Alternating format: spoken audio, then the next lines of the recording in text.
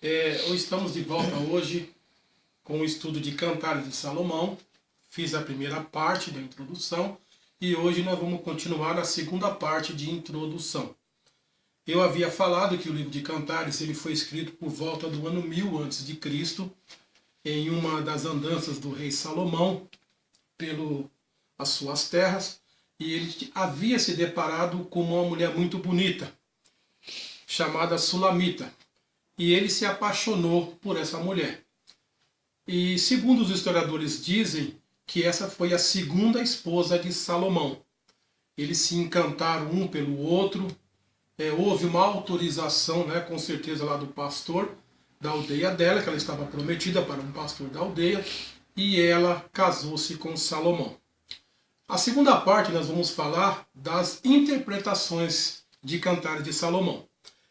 O Israel, ou os judeus, interpretavam Cantares como Deus amando Israel. O Israel, esposa de Deus. E esse estudo foi se andando, primeiro século, segundo século, terceiro século, a igreja ainda continuou usando um termo que nós vamos falar aqui sobre alegoria. Então, a alegoria era uma forma que foi usada de fazer comparação, como muitos pregadores de hoje pregam que Cristo amou a igreja, quando o texto não está falando desta forma. Cantares de Salomão, para quem não sabe, é uma poesia de amor. E como poesia de amor, no Oriente Antigo existiam muitas poesias também. O texto está falando de um casal, dois jovens apaixonados. Existe um erotismo, sim, dentro do Cantares de Salomão. Esse livro é muito sonegado até os dias de hoje, porque a maioria dos pregadores não domina esse texto. E quando vão pregar, eles usam muito a alegoria. Então, o que é alegoria? Eu vou ler aqui. Alegoria, esta é a interpretação comum dos judeus da antiguidade. E deles passou para a igreja cristã. Os judeus consideravam o Cântico dos Cânticos como uma expressão do relacionamento amoroso entre Deus e o seu povo escolhido. A igreja cristã via nele o reflexo do amor de Cristo e a igreja. Essencialmente, este ponto de vista tem sido advogado por Engst e Kiel, que eram dois teólogos alemães. Então, na cabeça deles, eles viam Cristo e a igreja. Três coisas não acontecem em Cantares. Não fala de Deus, não fala de Jesus e muito menos da igreja. Eu não posso fazer esse tipo de comparação, irmão, porque é um casal de namorados. E um homem e uma mulher conhecido como o amor eros. O amor de Deus para com Israel é amor ágape.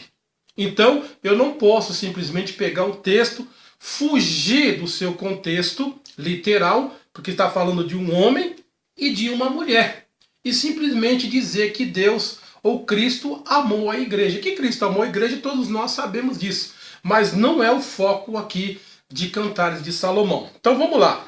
Alegoria, palavra portuguesa.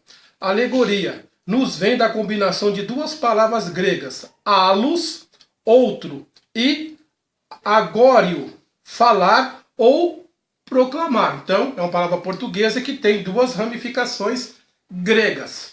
Vamos lá. Encerra a ideia de dizer uma coisa que significa outra. Alegoria, em seu verdadeiro sentido, é uma metáfora estendida, e se for usada assim, será um recurso literário e útil. Método alegórico tem como ponto básico que determinada passagem não contém qualquer registro factual, nem é história, nem historiamente verdadeiro. Não se refere a algum evento do passado, mas trata-se meramente de um veículo de alguma verdade espiritual mais profunda. Ignora-se propositadamente o significado gramatical histórico do texto, de tal maneira que aquilo que o autor disse assume o lugar secundário em relação ao que o intérprete deseja dizer. Ou seja, se Salomão está falando do amor de um homem e de uma mulher, Onde anda Cristo aí a igreja, né? Então não está entrando Cristo e a igreja. Eu não posso fugir do contexto do texto. Então a alegoria, nesse caso aqui, ela deixa a desejar por isso. Ela foge da interpretação realística do texto e começa a fazer uma simbologia, algo parecido, e não é verdade. O texto está falando de um homem e de uma mulher. Ela deseja ele e ele deseja ela. Ela fala, né? Muitas vezes ela está pensando na hora de estar com ele, na hora de estar, a paixão que ela sente por ele, o desejo. Todo casal de homem e uma mulher sente desejo. Deus é a favor do casamento de um homem e de uma mulher, como está na Bíblia. Deus não aprova outro tipo de relacionamento, de um homem para com um homem e de uma mulher para com uma mulher. Deus não aprova, Deus é contra. E não importa o que a sociedade acha. Porque, primeiro, a sociedade não é dona da verdade. A dono da verdade é Deus, independente do que a sociedade acha. Né? Quem tem que ditar as normas para uma sociedade é Deus. Não é a sociedade que tem que dizer para Deus o que é certo ou o que é errado. Quem criou a humanidade? Deus. Quem deu inteligência para a humanidade? Foi Deus. A partir do momento que Deus condenou, está condenado, independente de opinião humana. Na Terra não tem uma sociedade capaz de dizer para Deus o que ele deve ou o que ele não deve fazer. Se ele condenou, está condenado. Não tem como correr, não tem como fugir disso. É bom que as pessoas fiquem cientes disso. Não é o irmão Reginaldo aqui, não é o pastor da igreja A, nem o pastor da igreja E. Não é Paulo, não é Pedro, não é Abraão, não é Isaac, não é Jacó, não é ninguém. É Deus. Tudo que Deus condenou está condenado. Nós apenas transmitimos. Por isso que existe a lei de Moisés e a lei do Novo Testamento. O que Deus registrou ali está registrado. A pessoa aceitando ou não aceitando. Nosso papel aqui é informar a verdade. Assim como o sinal de trânsito está lá. Se a pessoa quiser transgredir, é entre ela e Deus. Mas o sinal de trânsito está lá. As leis foram feitas para ser cumpridas. Deus escolheu Israel. Deu a lei para Israel. Israel transgrediu. Foi para o cativeiro 3 vezes. Pagou um preço caro. E toda a sociedade que transgride a lei de Deus paga um preço caro. Então, meus irmãos, eu não posso aqui fugir do foco de Cantares de Salomão. Ele edifica um casal. Lá no livro de Gênesis, Deus criou Adão e Eva, um homem e uma mulher. A Bíblia fala que Adão foi criado primeiro, Eva foi criado segundo. Ele estava sozinho. E o que disse Deus? Não é bom que o homem viva só. Criarei para ele o quê? Uma adjuntora. Está ali o casal perfeito que Deus criou. Então vamos lá. A segunda interpretação que eu quero dizer para os irmãos também é drama. O drama também foi colocado no século passado, mas não entra muito na interpretação de Cantares. Então, o que tem pela palavra drama? É a terceira forma de abordagem para a interpretação de Cantares. Também tem sido da tradição eclesiástica. Cerca de 250 d.C., Orígenes declarou que Cantares era um cântico matrimonial que Salomão escreveu em forma de drama.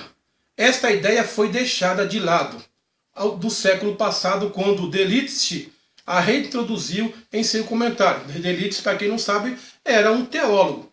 E até algumas igrejas que ainda interpretam Cantares de Salomão como um drama. Não é drama, não se encaixa como drama. Por exemplo, a igreja católica, ela interpreta mais na parte simbólica do que na parte natural ou na parte literal. Então temos outra interpretação também, né, que depois da alegórica vem a típica.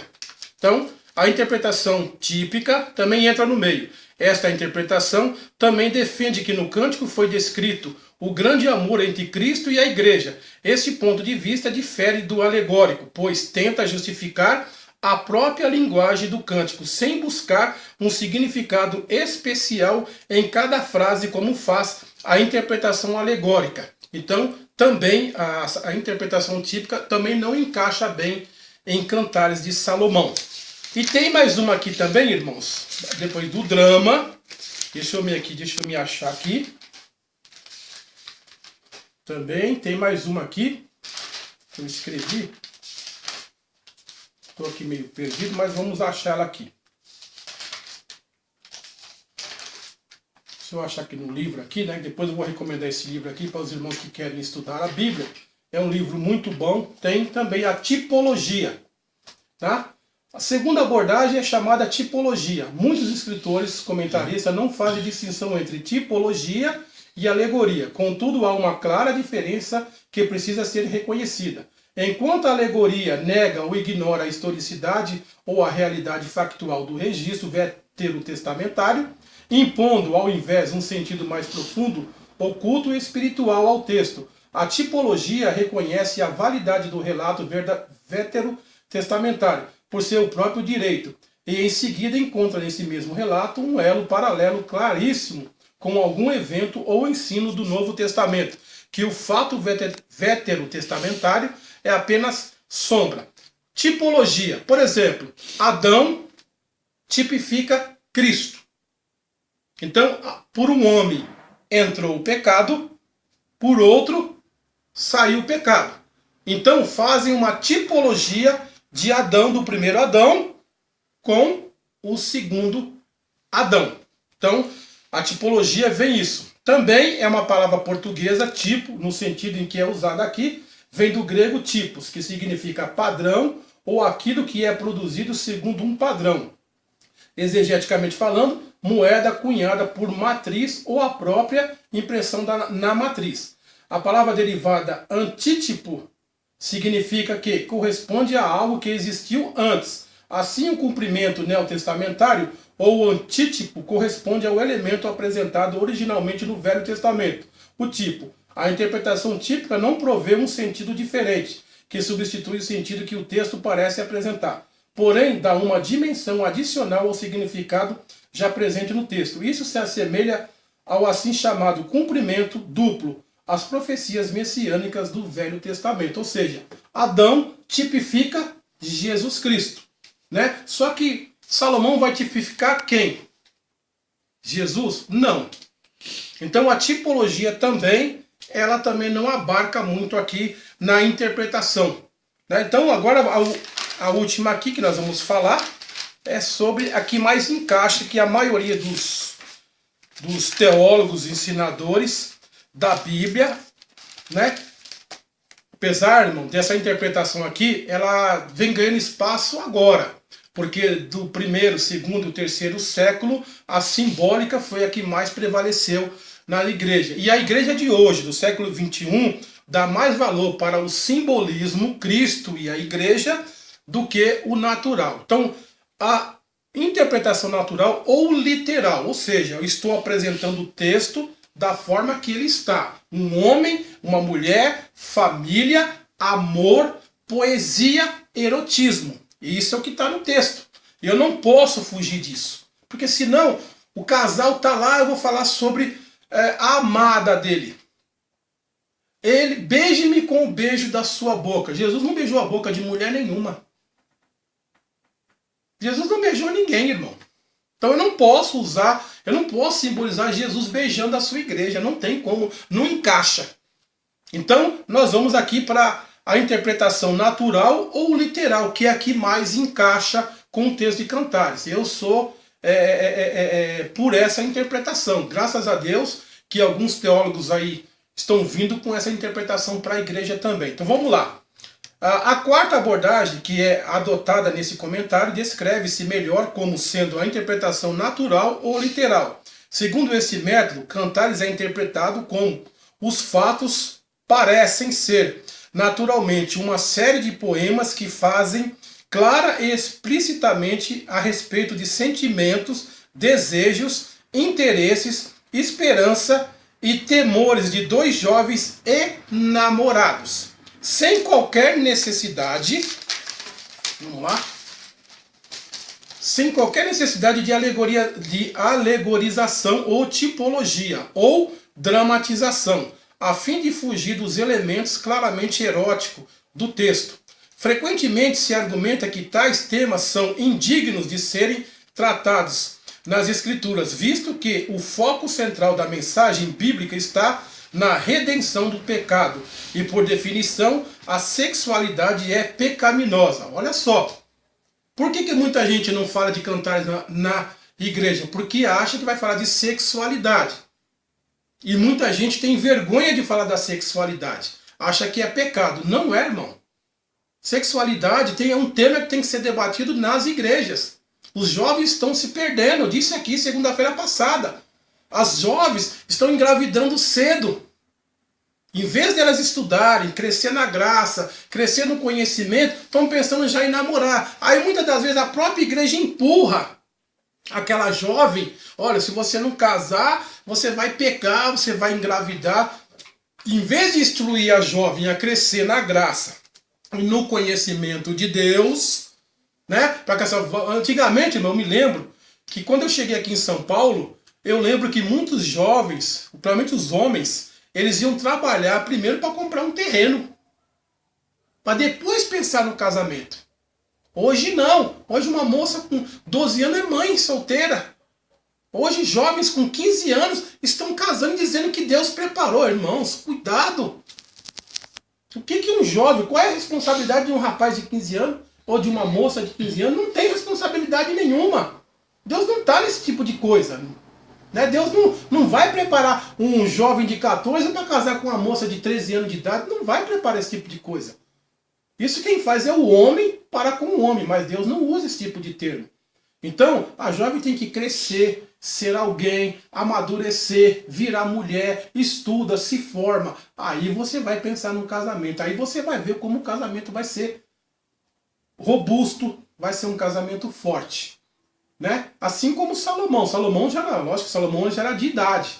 Essa jovem sulamita, ela era mais jovem. Mas Salomão estava numa idade propícia para casamento. Tá certo? Então, ele está dizendo sobre isso daqui, que eu acabei de ler. Então, tinham vergonha de falar sobre sexo na igreja. Irmãos, a TV Novo Tempo, né, que é dos Adventistas do Sétimo Dia, eu admiro muito, que eu já aprendi muita coisa com os Adventistas, lá tem um programa sobre tabu. Não sei se os irmãos já viram. Tabu. Fala sobre sexo. O que eu já aprendi, a minha esposa sentado e ouvindo ali falar sobre sexo. Problemas no casamento. Né? Então todo programa que fala sobre sexo, se estiver pautado, tiver o ensinamento correto, é louvável. A Bíblia diz que o sábio, ele acata o bom conselho. O tolo despreza o bom conselho. Então seja sábio, não seja tolo. Né? Aprenda com quem sabe. Vamos lá. Os escritores sempre prezaram pelas verdades bíblicas do Velho Testamento. Deus condena a sexualidade ilícita, não a sexualidade em si mesma. A partir da história da criação em Gênesis 1:2 até as bodas do Cordeiro em Apocalipse 2:1, a sexualidade humana é apresentada como dádiva específica de Deus. As criaturas servindo como metáfora bem escolhida para ilustrar o relacionamento entre Deus e o seu povo. O Velho Testamento está cheio de referências, Israel sendo esposa do Senhor, como no Novo Testamento, o noivo da igreja Jesus. Né? Lá tem sim alguns ensinamentos que mostram que Deus amou Israel, que Jesus amou a igreja, mas o livro de Cantares aqui não vai se encaixar nesse contexto que eu estou falando. A criação de nossos primeiros pais, a imagem de Deus, designados macho e fêmea, como seres sexuados, para o propósito da procriação, Gênesis 1:28, para companheirismo, apoio mútuo e dependência, Gênesis 2:18, para unidade física, tanto quanto espiritual, Gênesis 2:22-24. Tudo isto parece evidência claríssima de que a ação de Deus ao criar-nos como seres sexuados não foi mero acidente ou improvisão. Na verdade, fazia parte do plano divino desde o começo, sendo, portanto, bom. Gênesis 1, versículo 3. Porque a Bíblia diz que tudo que Deus criou, e eis que tudo era bom. Então, se Deus criou o sexo é bom. Mas o sexo pautado dentro da palavra. O sexo fora do casamento é condenado. O sexo antes do casamento também é condenado por Deus. Não importa o que a sociedade acha ou pensa. Olha só o que Jesus disse. Os meus pensamentos não são os vossos pensamentos. Porque assim como o céu está acima da terra, assim também são os meus pensamentos. Então o que a sociedade acha ou deixa de achar, para Deus não importa. Eu não vivo de acordo com o padrão da sociedade. Eu vivo de acordo com o padrão da palavra de Deus. Regras e normas que Deus nos deixou. E é isso que nós temos que fazer, irmãos. Seguir as normas de Deus. Se todo mundo fizesse isso, lhe garanto que nós ia ter um mundo melhor. Não adianta o mundo todo dar a mão. Pode dar. Hoje no mundo tem, de acordo com o último censo, 7 bilhões e 600 milhões de habitantes. Pode todos eles dar a mão e dizer, isso aqui Deus não condena. Que a Bíblia vai dizer, eu condeno. E não vai ser esses 7 bilhões e 600 milhões que vai fazer a diferença para Deus. É Deus que faz a diferença no nosso meio. E não a nossa sociedade faz a diferença para Deus. A voz do povo não é verdade. Isso nem bíblico não é. Essa é uma filosofia de botequim. A voz do povo nunca foi a voz de Deus. A voz do povo só vai ser a voz de Deus quando esse povo se render para Deus. Se o povo que clama pelo meu nome se arrepender dos seus pecados e voltar para mim, eu voltarei para eles. Aí sim, a voz do povo vai ser a voz de Deus. Quer dizer que se o povo amanhã quiser fumar baseado ou maconha, como é conhecido, Deus vai ter que aprovar? Lógico que não. Não importa se a sociedade toda vai fumar. Se Deus disse que é pecado e acabou. A sociedade aprovando ou não. Por isso que eu disse aqui, o sábio, ele acata o bom conselho. O tolo, ele despreza. Deixa eu ler aqui um versículo para a gente terminar. Gênesis 2:23. E disse o homem, esta afinal é osso dos meus ossos, carne da minha carne. Chamar-se-á varoa, porquanto do varão foi tomada. O autor de Gênesis tira a conclusão óbvia disto. Por isso deixa o homem pai e mãe e se une à sua mulher, tornando-se os dois uma só carne. Ora, um e outro, o homem e sua mulher, estavam nus e não se envergonhavam. Gênesis 2:24.